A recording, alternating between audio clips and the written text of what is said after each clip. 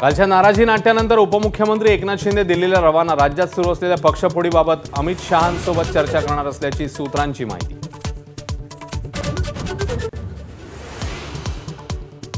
ठाकरे बंधूंमध्ये जागा वाटपाच्या प्राथमिक चर्चेला सुरुवात। मुंबईत मनसेला 70 जागा देण्यास ठाकरे सेनेची तयारी, सूत्रांची माहिती। तर तुर्तास जागा वाटपावर न बोलण्याची मनसेची भूमिका।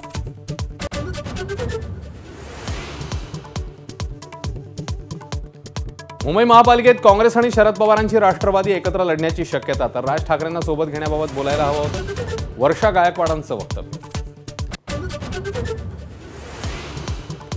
रत्नागिरीत राणेविरुद्ध सर्वपक्षीय सामना रंगण्याची शक्यता। आता युती होणं शक्य वाटत नाही, उदय सामंत यांचं वक्तव्य। तर जनता आमच्याच बाजूने कौल देणार, नितेश राणेंना विश्वास।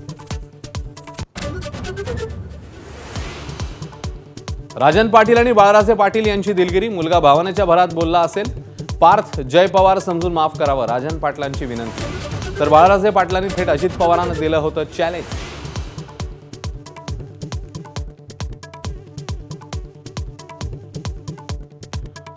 नागपूर जिल्ह्यातील काँग्रेसचे 200 पदाधिकारी कार्यकर्त्यांचे राजीनामे। वरिष्ठ नेत्यांनी मर्जीतल्या नेत्यांना उमेदवारी दिल्याचा गंभीर आरोप।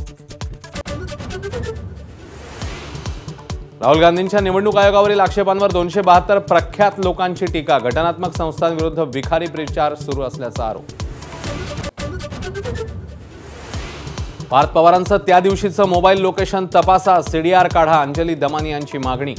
तर अजित पवारांनी राजीनामा देण्याच्या मागणीचाही पुनरुच्चार। बाबा सिद्दीकी हत्या प्रकरणातील मुख्य आरोपी अनमोल बिश्नोईला अमेरिकेने केलं हद्दपार। दिल्लीमध्ये येताच एनआयएने घेतलं ताब्यात।